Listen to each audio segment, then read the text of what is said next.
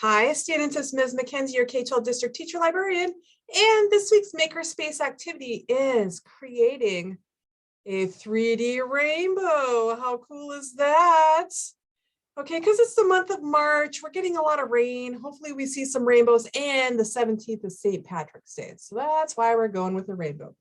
So let me go ahead and share my screen, and here we go.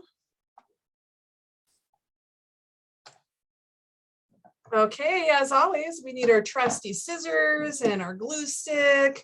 Everyone should have received a flat sheet of paper, as well as some colored rainbow strips. So the very first thing that we did was cut out a base for our rainbow. There is no right or wrong. We're going to pretend that this is a cloud, and I just freestyle cut my cloud. I was like, clouds are puffy. This is good practice for our younger friends with your scissors. If you just kind of grip and turn with your scissors, you get kind of these little puffy cloud shapes. Grip, turn, there's a puffy cloud shape. Grip, turn, puffy cloud shape. Okay, there we go. There's a base. No right or wrong when doing this.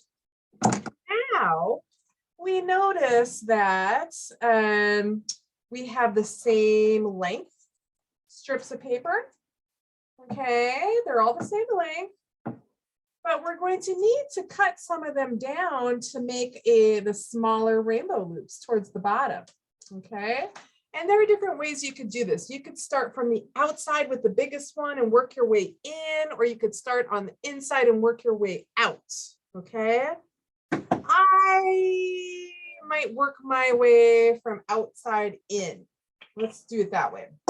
So, I mean, you could measure these things, but I think it's probably easiest just to freestyle.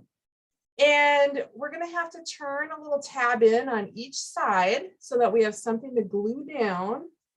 Okay, so I'm just turning a little hunk in on each side. I'm going to plop some glue on it.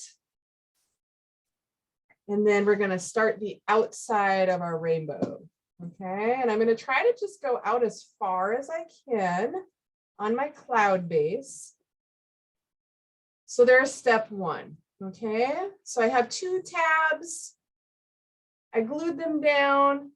There's my outside cloud, or outside step one of my rainbow, and I've got a couple more to go. So then the next one I know is going to have to be slightly shorter than my last strip of paper. So I'm just going to freestyle and tear a little chunk off and turn my corners in. You could measure and you could say, well, this one's going to be 1 inch shorter. The next one's going to be 2 inches shorter. Or if you're some of our younger friends use cubes for measurements instead of inches, because inches don't really make sense. So I just kind of freestyled, and however much I ripped off is going to work. So I'm going to go ahead and glue that one down. Staff, teachers, for our younger friends, it might be easiest to start on the inside and work your way out. However, I find starting on the outside, working your way in helps you freestyle with the paper and the correct dimensions, but whatever works. Okay, there's our second one. So now our next color, you know what? I tore off this much. So I'm going to tear off a little bit more than that, that much, about double. And then I'm going to fold those corners around and see if that works. Put some glue on it. Glue, glue. When I was in Mrs. Henry's class making 3D rainbows today, it was so fascinating seeing how every student did the same project, but came up with a super unique, awesome, and rad variation, which is part of being a maker, right? You can freestyle, you can add your own twist or your own flavor. All right, now I'm going to tear off a little bit more than I did last time. So I'm going to tear off right about here.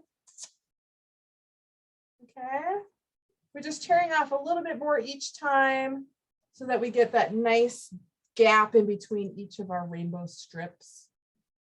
We also in class played a Roy G. Biv song that explained all the colors of the rainbow. We're actually missing a couple of colors. But that's okay. We just go with whatever free supplies are available in the workroom each week, friends. All right, there's some Ms. Mackenzie Librarian humor for you as well. Okay, so this one got a little close to the other color, the yellow, but that's okay. Maybe I can just move my paper out. If I wanted to, I could just take it off and rip that little sheet a little further so there's more space, but we're just going to go with it. All right, now my last one, I am going to rip even more off. I'm going to rip about this much off right here. Okay. And there we go. Fold those corners over, and this should be the last loop. Roy G. Biv. So red, orange, yellow, green, blue, indigo, and violets are the two colors that we're missing. Those are two of my favorite colors. Purple. Purple is one of my favorite colors. All right. And I'm going to place this inside. Ooh, this is going to be fun and tricky for some of our younger friends, and that's okay. We never go for perfection. Making is all about the process, and whatever we come up with is going to be just fine. I even had some students make kitty rainbows. Of course, we had some kitty rainbows. All right. So then on the one I did earlier, I took some scraps and added some extra little floaty clouds. You certainly don't have to do that.